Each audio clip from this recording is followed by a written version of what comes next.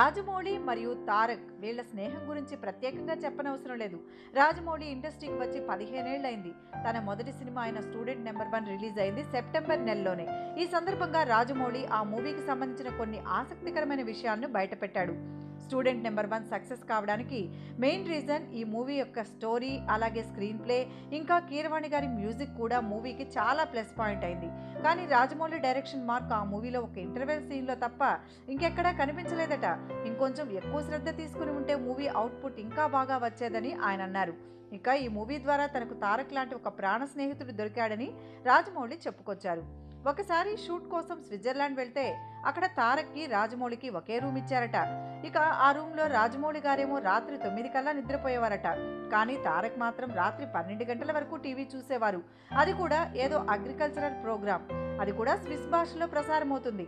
ఇక్కడ మరో ట్విస్ట్ ఏంటంటే అక్కడ ప్రసారమయ్యే ఒకే ఒక్క ఛానల్ అది.